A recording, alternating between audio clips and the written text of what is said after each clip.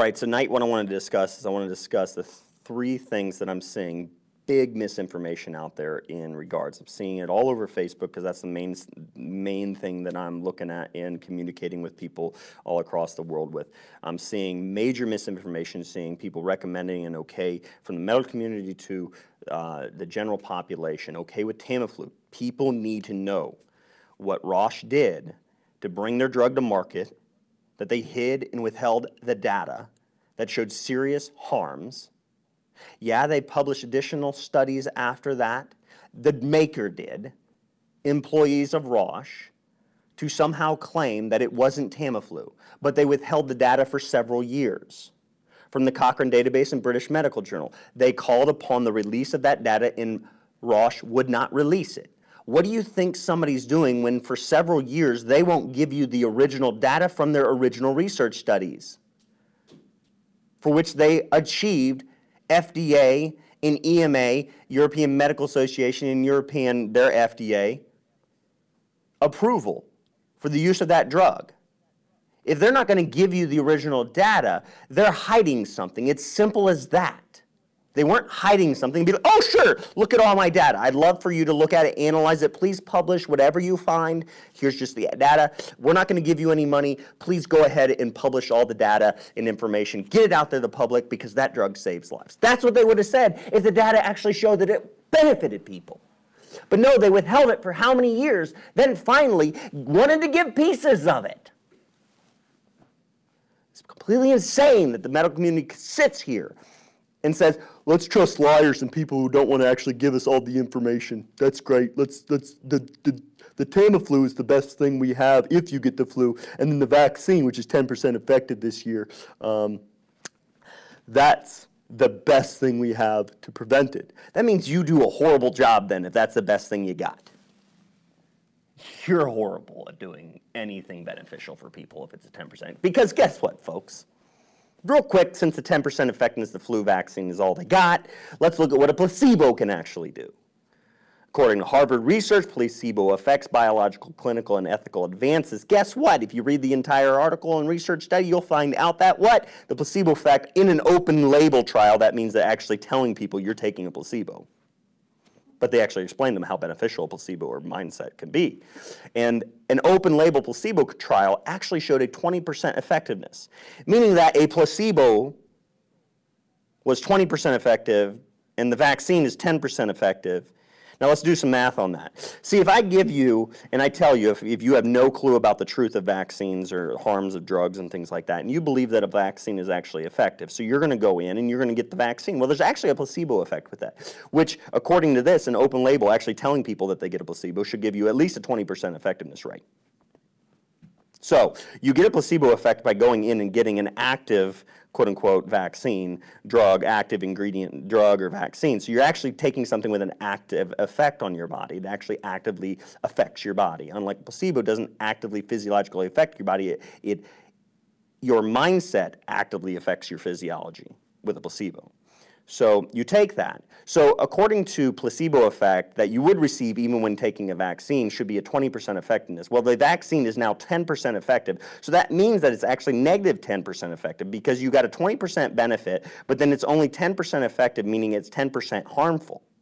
Oh, that's probably why the research studies showed during the actual placebo-controlled trial or no placebo controlled trial actually showed that those who never received their flu vaccine in children had a 300% greater likelihood of remaining out of the hospital, being healthy. So the vaccine was 300% more effective at giving people greater illness rates and severe illness and winding them up in the hospital. That's the effectiveness. So does everybody understand that? Like literally, if you can't beat a placebo, if you're less effective than a placebo, you're harmful.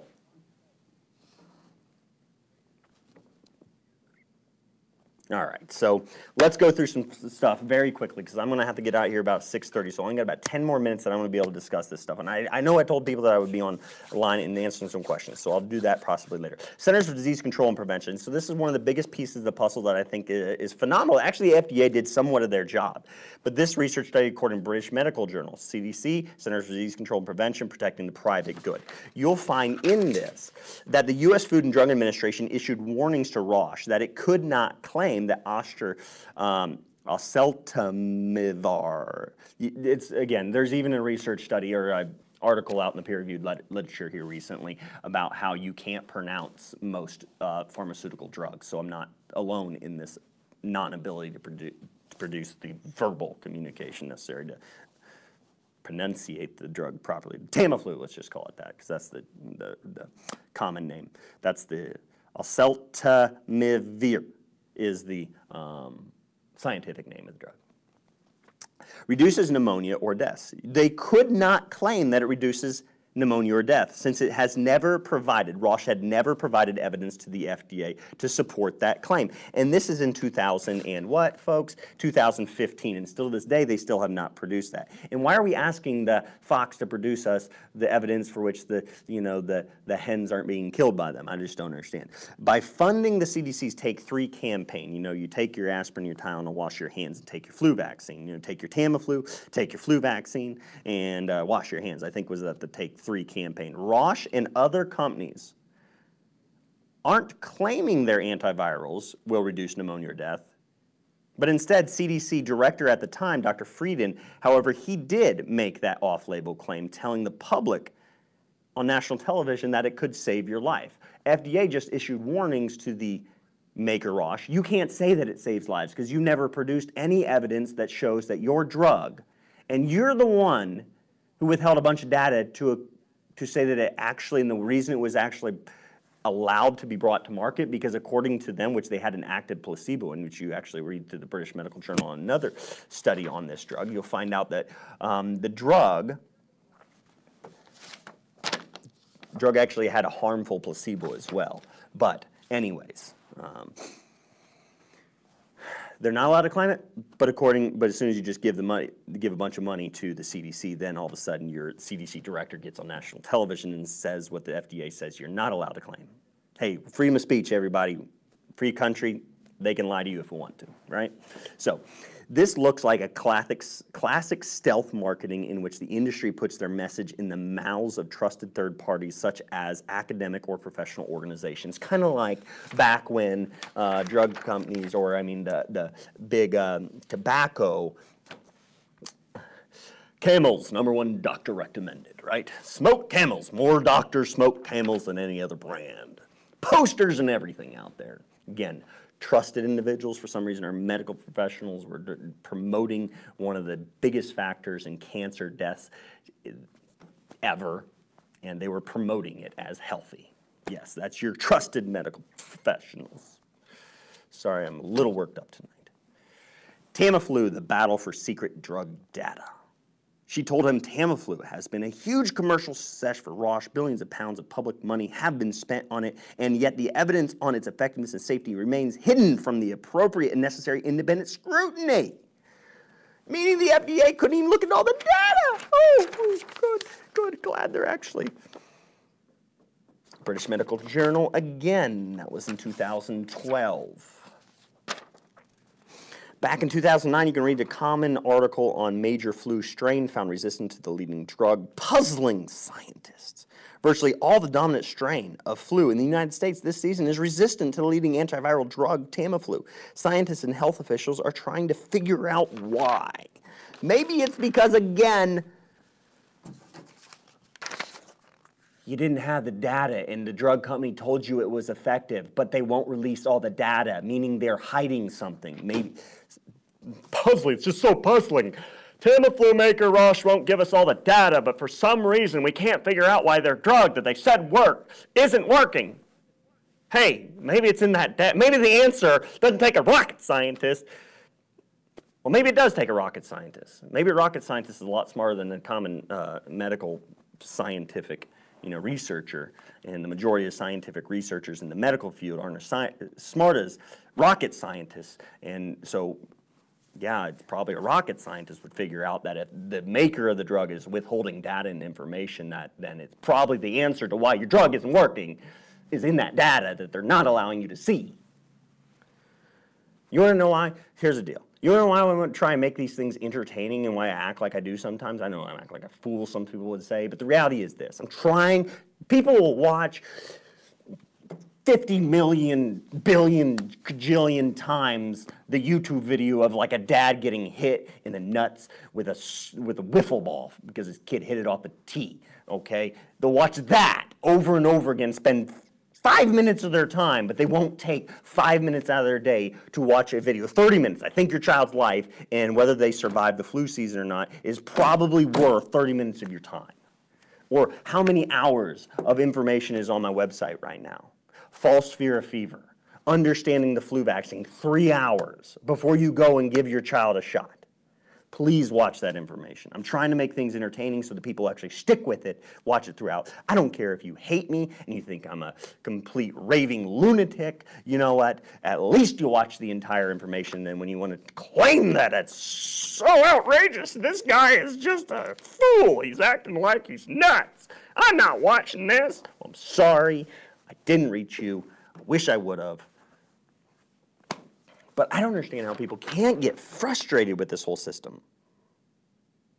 This looks like a spontaneous development of resistance to the most unlikely places possibly in Norway, which doesn't use antivirals at all. So what they said the country that didn't allow for a drug company to get approval to use their drug in their country because they wouldn't give all the data and information, the drug didn't show any effectiveness. So Norway said, hey, we're not letting you get that drug. We're not going to do it. So what does the medical community do? They go ahead and say, hey, you know what? It's probably Norway's fault. They're the ones not giving the drug. It's got to be their fault. It's them. If everybody in the world was on Tamiflu, guess what? Then the viruses would be completely eradicated and we'd all be saved. Thank you, Tamiflu and Ross. You're our savior. Oh my gosh. Blame the ones not getting it. It's just like vaccines. Hey, you know what? Everybody's getting whooping cough, even though the FDA research actually says that whooping cough is being spread by those who are vaccinated. Don't mind the FDA's research, even though they admit that the vaccine is working. Just ignore that. But we're going to sit here on mainstream media and blame the anti-vaxxers. It's anti-vaxxers. They're the ones spread it. Yeah, the research says it's not. CDC actually admitted verbally it's not as well back in like 2009 or something. But, you know, it's got to be those anti-vaxxers and the ones not taking Tamiflu. That's the only reason. Somehow. See, the way biological processes and by mutation of the virus, guess how it works? You want to know? Huh? This comes straight from rocket scientists because I know the medical professionals wouldn't be able to figure this one out because medical scientists. Because you know what? Here's how it works. Is you got to challenge the virus to have to mutate and change. So you have to literally, why do we get antibiotic-resistant bacteria, folks? It's because we're given so many darn bacteria and antibiotics, and the bacteria is figuring out how to survive. That's what they're going to do.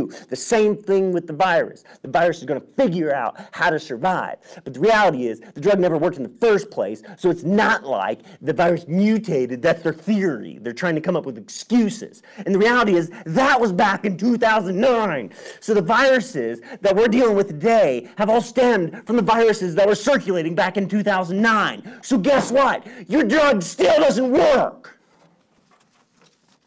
And by your advice, you want to know why I'm worked up? Because by the advice to take that darn drug, more children are going to die. Tamiflu for influenza in adults and children, systematic review of clinical study reports, and summary of regulatory comments. In treatment trials, there was no differences in admission to hospitals in adults.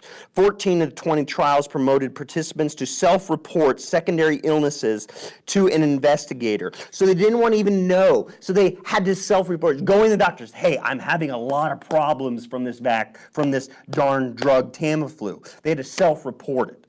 Tamiflu in the treatment of adults increased nausea, vomiting, and they, in fact, labeled it as Tamiflu-induced vomiting. One would be severe vomiting in children.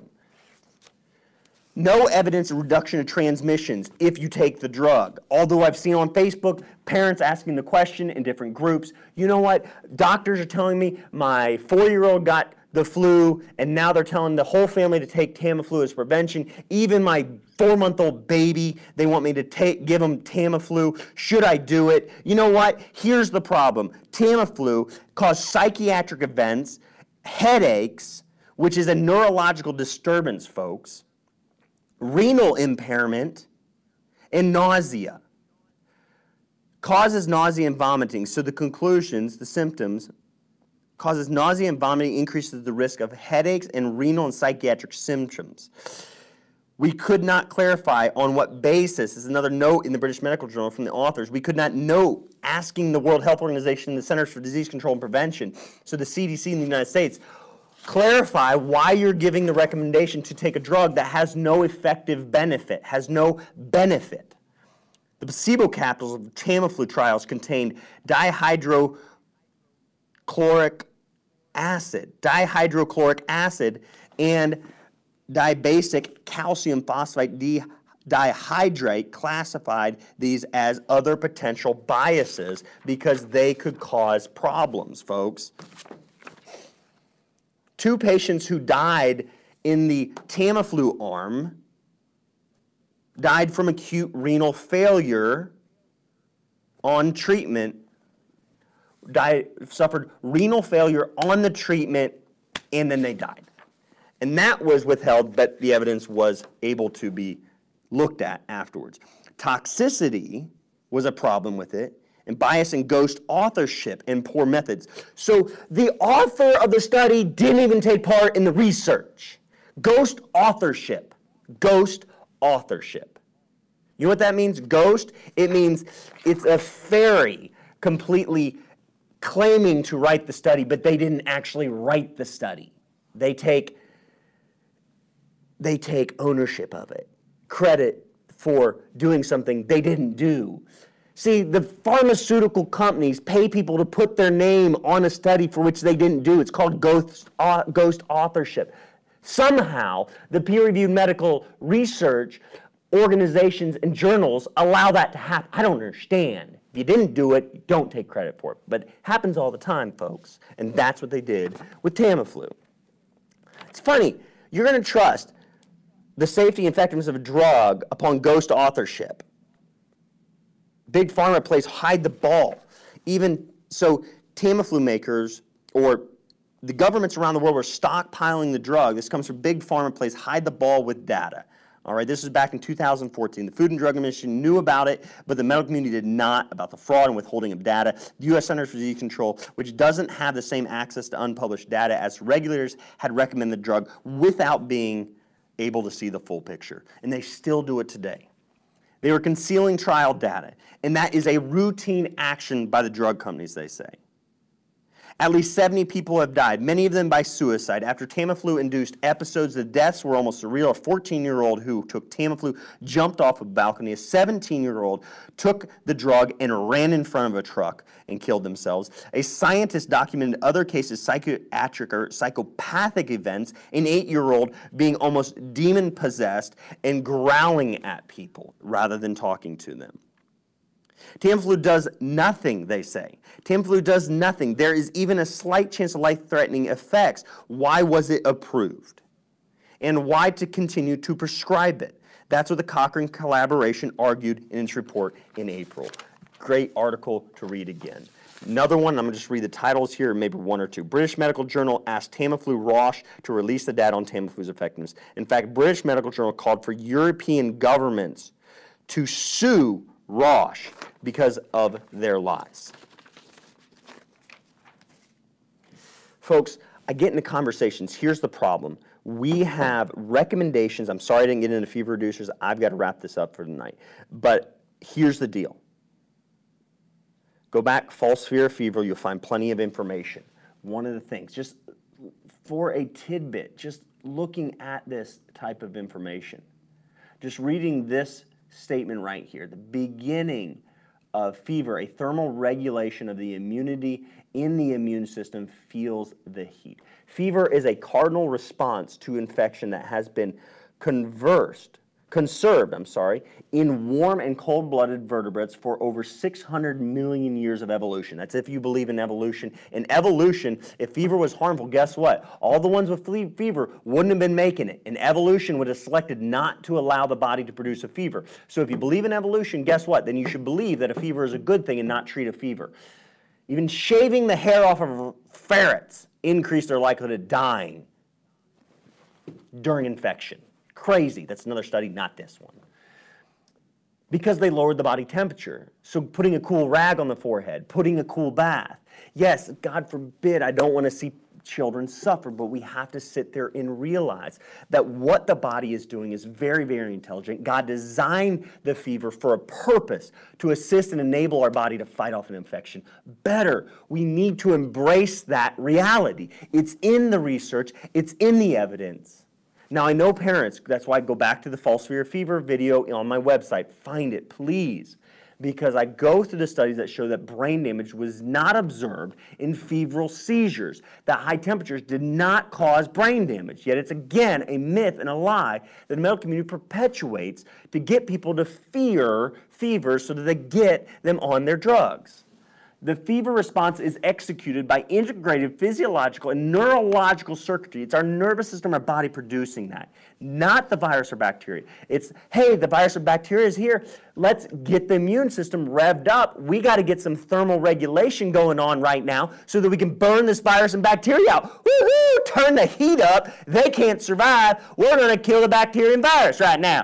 Turn the heat up real quick. Put a couple extra dogs on that stove. We need to burn them out. Burn them out right now.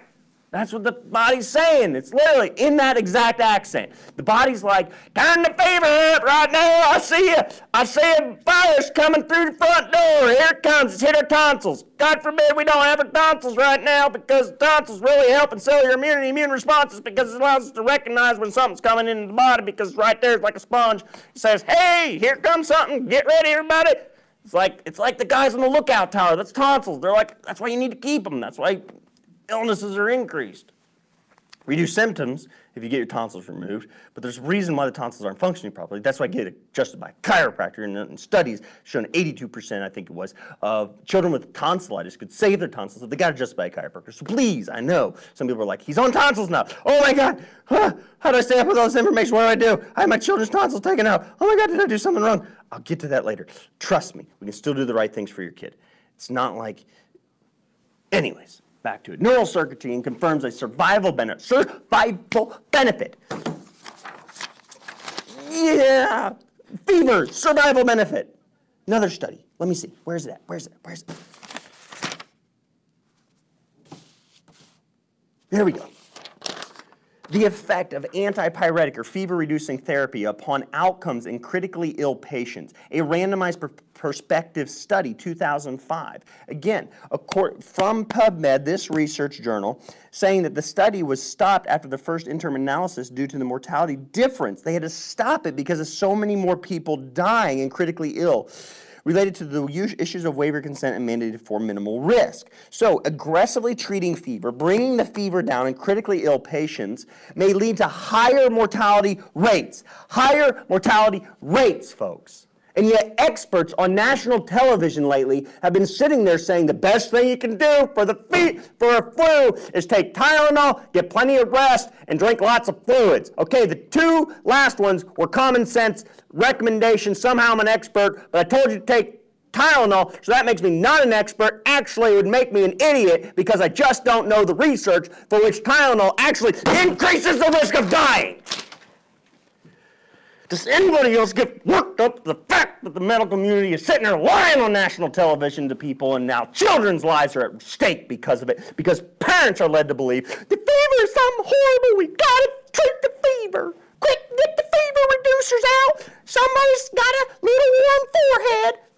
Sorry, that sounds like my grandma. That's something she would say back in the day. I'm not making fun of parents, I'm just trying to get the word out there. Woosa. Serenity now. Serenity now. Anybody else love Seinfeld? I mean, come on. Seinfeld, folks, Seinfeld. And then the other thing I wanted to brush up on, or just comment on, is the use of elderberry. I'm seeing it all over Facebook, and I'm not going to go into it extremely in-depth right now, but I've got studies of taking elderberry for up to 15 days, 10 days prior to air travel, and then afterwards. So they took travelers, took elderberry capsules or placebo for 10 days, so 10 days prior to traveling, and then up to 6 days after that, so 15 to 16 days. Yes, folks, I'm a little biased. I love elderberry because I sell it, okay? You want to know? I do make a little bit of profit off of it. So there's my disclosure of conflicts of interest. You all know that you can go to my website, thewilddoc.com. Up in the top, there's a little store button. You click on that. You go down the drop by, and you'll go to the page where it's got CBD oil on it according to the, or hemp oil. It's not CBD, hemp oil, because CBD is a marijuana product. But you got stuff like that. You got supplements on there, such as this tincture right here with a adaptogenic mushroom, reishi, elderberry, a little ginger in there for anti-inflammation, and then you've got, which elderberry is anti-inflammatory as well, and then you got cinnamon in there, phenomenal, love some cinnamon in there, some honey to sweeten it up, and then a little bit of grape spirits. You know what spirits are, everybody, right? Come on now, spirits.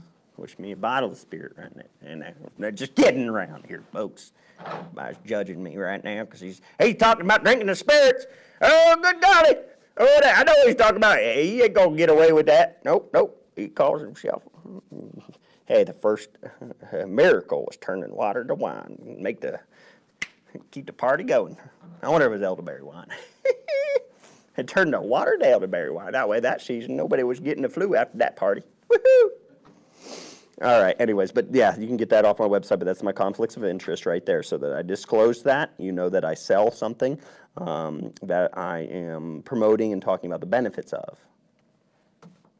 All right, so, but I'm seeing on Facebook a lot where people are saying that elderberry taken for more than 4 days would cause inflammatory hyper or inflammatory cytokine storm, which, yes, inflammatory cytokine storm is actually what leads to flu deaths and immune system storms. So inflammatory cytokine storm is a problem. But the reality is this: you have evidence of the effect of herbal remedies on the production of human inflammatory and anti-inflammatory cytokines. The 3-sambucol or elderberry formulations activate the healthy immune system by increasing inflammatory cytokines as well as anti-inflammatory cytokine production. So it enables a better homeostasis of the body, and that's what we want. But I'm seeing, so I've got air travel studies showing, so that would be one of the, for just flu reasons, long-term studies would be 15 to 16 days of taking elderberry extract with no harmful effects. Some slight potential slight reduction in the number of people, but not statistically significant reduction in the number of people compared to placebo not getting the flu. So prevention of the flu was minor, but not statistically significant for the number of people in the study. But then the improvement in their recovery from infection initiation start date to recovery was significant. It was almost a 50% plus, almost 60% reduction in the number of days. So Tamiflu, according to our FDA and their approval data, showed a half-a-day reduction in flu duration with Tamiflu, a drug that I've already talked about and told you is harmful and deadly and it's causing people to commit suicide, and is junk, and they lied and they withhold data, and the other evidence has already shown that the viruses aren't even effective. They're resistant to it. That was well known way back in 2009. So take that for instance. Let's just say that it did reduce flu duration by half a day, Tamiflu did. Well, there should be at least a 20% reduction because of the placebo effect. So it's not more effective than a placebo. And then if it is a half a day effectiveness from Tamiflu, that means that's 1/10 the effectiveness of elderberry. And elderberry didn't come with the side effects. So what I'm getting at here is I'm asking people, not challenging, I'm asking for people, please.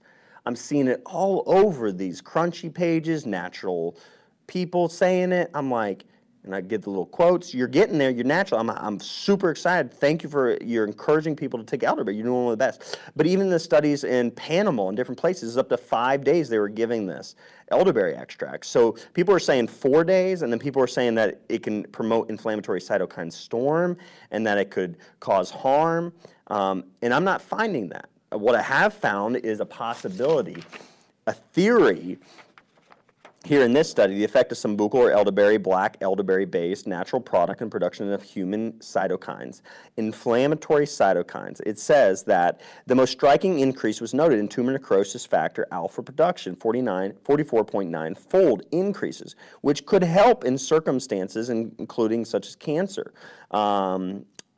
We conclude that the study that in addition to its antiviral properties, elderberry extract and its formulations activate the healthy immune response by increasing inflammatory cytokine production. But again, another study I just went through, it has anti-inflammatory effects in combination with we need pro-inflammatory effects. Our body comes in with inflammatory cytokines, literally injects that stuff into the cells infected with the virus or bacteria and kills it.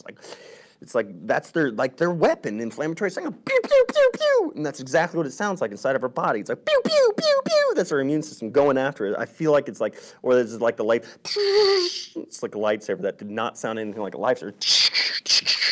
They're using inflammatory cytokines, but as they wave the inflammatory cytokine wand, the lightsaber of inflammatory cytokines, they had to realize that they could wave it and hit healthy tissue, but then so we need anti-inflammatory effects to heal healthy tissue. And that's what elderberry does. It's shown, proven. But they theorized that because tumor necrosis factor alpha over the long term, if elevated to that significant level, could possibly negatively affect the cells within our body or the host. So we don't know. And I've seen elderly, and I apologize, I don't know what happened to it. I'll have to go back and find it. But I've seen elderly taking elders taking elderberry. Yeah, that's it. Elders taking elderberry for very long periods of time, months, daily, and no signs of negative effects. Actually positive, beneficial effects to their well-being and their health. So what I'm asking the public out there that may follow me or in other groups, please help me find why the public within the natural healthcare thinking world right now seems to be promoting this thought. And I may be wrong. I'm not saying they're wrong. I'm just saying, where is that thought process and claim coming from that we should only take it for 4 days, which these studies in front of me, the ones actually done on humans, were longer than 4 days. And where is the evidence saying that long-term use would increase the risk of cytokine storm or inflammatory cytokine release harming the individual? I want to find that or know if that's actually taking place so that I can give the best recommendations. But I have scoured the peer-reviewed medical literature, and I'm finding long-term studies with no mention of harms in terms of inflammatory cytokines. So help me out there if you would, friends and followers. So I appreciate you all. I've got to wrap this up because I've got to go hang out with some family tonight. So I use a sweet gum tree for flu tinctures. See some people on there.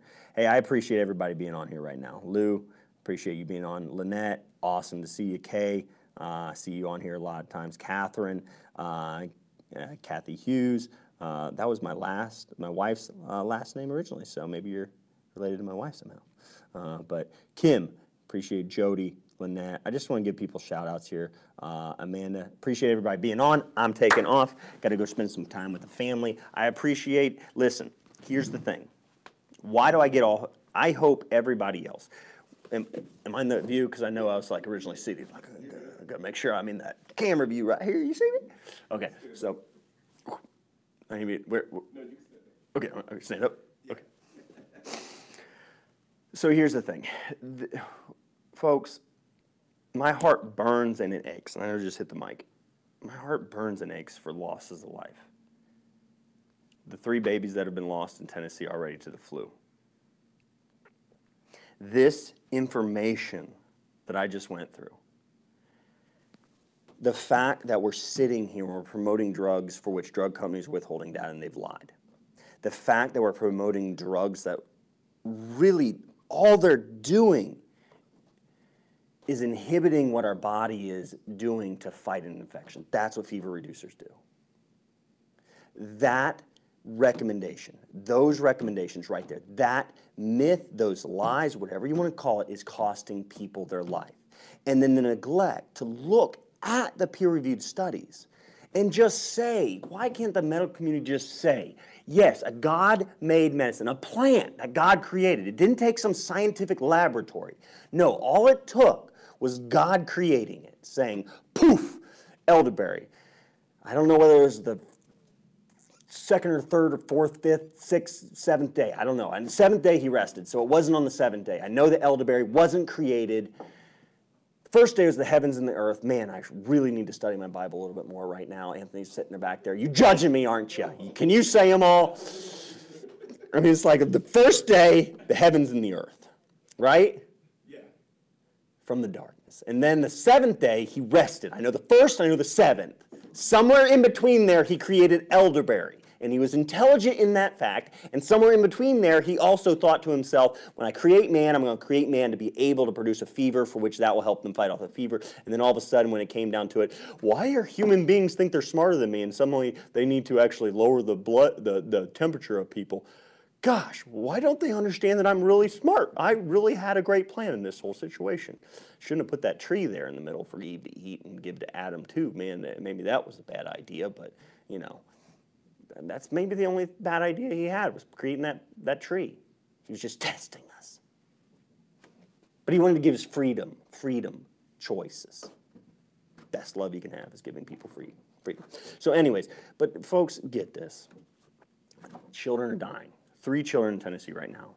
If we don't get the proper recommendations out there to people, if we don't embrace the fact that God-based medicines, plant-based, what I love to call them, wild remedies, if we don't get this is more effective according to the human clinical trials. It's not FDA approved, so I can't say that it's actually effective at treating flu, but it boosts your immune system, it increases inflammatory cytokines while reducing inflammatory cytokines as well. So it helps with homeostasis of your immune response. It's antiviral as well. It blocks the viral replication. So it does all that, but it can't treat the flu according to the FDA, or I'm not allowed to say that it can treat the flu according to the FDA because they haven't approved it, but somehow they approved a drug that they don't have all the data for, or they didn't get all the data when they approved it. And then they did at least warn them that they couldn't say that it reduces pneumonia or death, but this drug actually had been shown, or this plant-based extract, according to these clinical trials, said that it can't. So the clinical trials, I'm not saying clinical trials say it.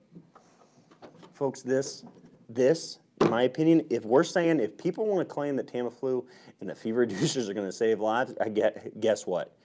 I 100% will stand firm on my personal opinion that this research and this evidence right here says that everybody needs elderberry if we're sitting there saying that everybody needs to take Tamiflu.